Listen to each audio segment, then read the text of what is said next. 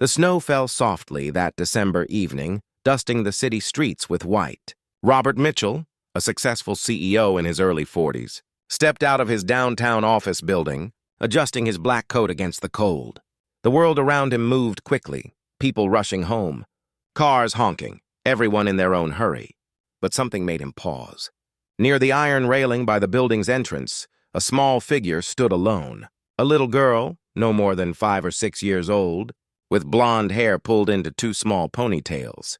She wore a tan winter coat that looked a size too big, brown boots, and a red sweater underneath. A small green backpack sat at her feet. She was looking up at the falling snow, her eyes wide and worried. Robert slowed his pace. Something about her stillness caught his attention. She wasn't playing in the snow like most children would. She was waiting, and she looked afraid. "Hello there," Robert said gently, crouching down to her level. "Are you all right?" The little girl turned to face him. Her cheeks were pink from the cold, and her eyes glistened with unshed tears. She hesitated for a moment, then spoke in a small, trembling voice. "Sir, my mom didn't come home last night." Those words hung in the winter air between them. Robert felt his heart clench. He looked around, hoping to see a parent nearby, but there was no one. Just this small child alone in the cold. "What's your name, sweetheart?"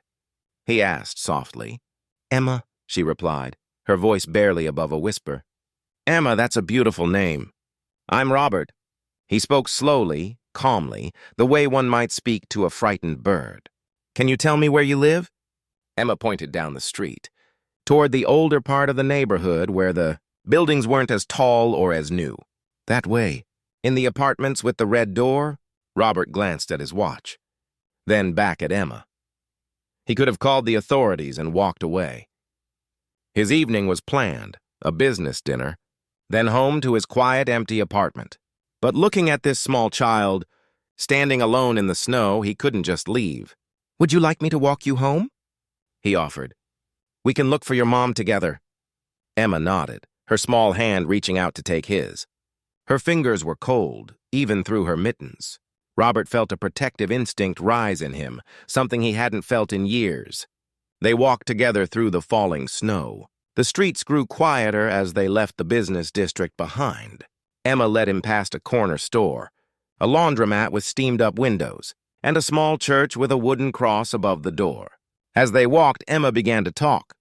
"My mom works at the diner, the one with the blue sign. She usually comes home by bedtime. But last night she didn't. Mrs. Chen from next door gave me breakfast and walked me to school. She said Mom was probably just working late." Robert listened carefully, his mind piecing together the story. A single mother, working long hours. A child who understood more about struggle than any child should have to. "My mom makes really good pancakes," Emma continued, her voice brightening slightly. "And she reads me stories every night. She does all the voices different." "She sounds like a wonderful mother," Robert said gently. "She is," Emma replied with certainty. Then more quietly, "I just want her to come home." They reached a worn brick building with a red door, just as Emma had described. The paint was faded, and one of the windows on the first floor was cracked and covered with cardboard. But someone had hung a small wreath on the door, a touch of hope in the winter gray. Emma pulled out a key from her coat pocket and opened the door. The hallway inside was dim and smelled of old cooking and damp carpet. They climbed the stairs to the second floor, Emma's small boots making soft thuds on each step. Apartment 2C had a crooked number on the door. Emma unlocked it and stepped inside. Robert hesitated at the threshold, but Emma tugged his hand. "Please come in. I don't want to be alone." The apartment was small but clean. A modest living room connected to a tiny kitchen. The furniture was old but well kept. On the walls were Emma's drawings, bright pictures of flowers and sunshine, a stark contrast to the gray winter outside. A small Christmas tree sat in the corner, decorated with handmade ornaments and a string of lights that blinked cheerfully. Robert closed the door behind them. "Emma, do you know where your mom works?" "The name of the diner?" "Rosie's," Emma said. "On Maple Street." Robert pulled out his phone. "I'm going to make a call, all right?" But before he could dial, footsteps sounded in the hallway. The door burst open and a woman rushed in, her face pale with worry. She wore a waitress uniform under her coat, her brown hair pulled back in a hasty ponytail. Her eyes found Emma immediately. "Emma! Oh, thank God!" She dropped to her knees, pulling the little girl into her arms. "Baby, I'm so sorry. I'm so sorry." Emma clung to her mother, her small body shaking with relief. "Mommy, you came back." The woman, she couldn't have been more than 30, looked up at Robert with tears streaming down her face. "I'm Margaret. Margaret Porter. I work the night shift at the diner, but my car broke down 3 towns over. I've been trying to get back since last night. The buses weren't running because of the snow, and I couldn't get through on the phones." Her voice broke. Robert saw in her face the exhaustion of someone who had been fighting against every obstacle, driven by nothing but the need to get home to her child. Mrs. Chen said she'd watch Emma after school, but I guess Emma got worried and went looking. Margaret's voice trailed off as she looked at her daughter. "I wanted to find you," Emma said softly. Robert stood quietly watching this reunion. Something stirred in his chest, a memory of his own childhood, of his own mother working 2 jobs to keep them afloat after his father left. He remembered the nights waiting at the window, watching for her car's headlights. "Please," Margaret said, looking up at Robert. "Thank you for bringing her home safely.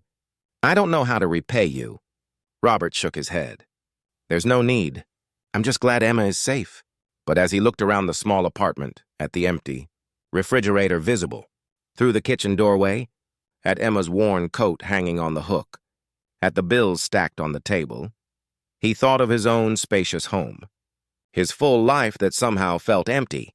"Mrs. Porter," he said slowly, "may I ask, do you need any help?" Margaret's pride flashed across her face, but then she sagged slightly. "My car's still broken. I don't know how I'll get to work tomorrow. And the rent is due next week." Robert was quiet for a moment. Then he said, "I own the company in the building where I met Emma. We've been looking for someone to manage our employee cafeteria. Better hours, better pay, and it's right in the city. Would you be interested?" Margaret stared at him. I don't understand." "Consider it an offer," Robert said gently. "No charity, just an opportunity. You work hard, I can see that. We need people who work hard." Tears filled Margaret's eyes again. "Why would you do this?" Robert looked at Emma, who was watching him with those wide, trusting eyes. He thought of all the years he'd spent building his success, climbing higher and higher, but somehow forgetting what it felt like to connect with people, to matter in someone's life. "Because someone once helped my mother when we needed it most," he said simply. And because Emma was brave enough to ask for help. In the weeks that followed, Margaret started her new position. Her hours were more stable, her income more reliable. Robert helped arrange for her car to be fixed.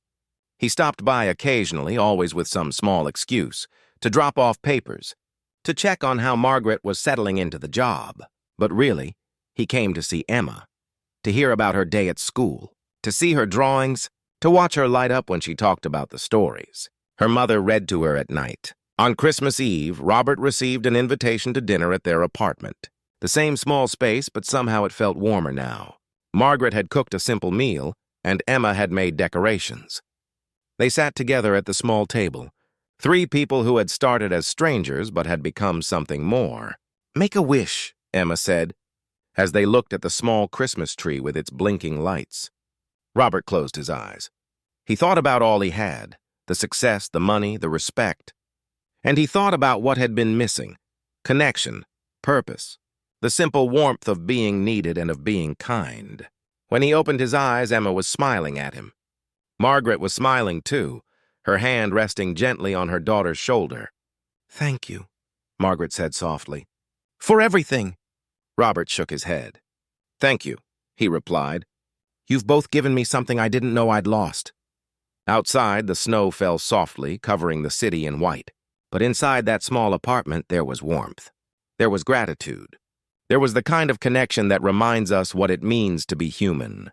Emma had taught him a simple truth that winter evening. Sometimes the bravest thing we can do is ask for help. And sometimes the most important thing we can do is offer it. The snow continued to fall, gentle and steady, blanketing the world in quiet kindness. And in that moment, all was exactly as it should be.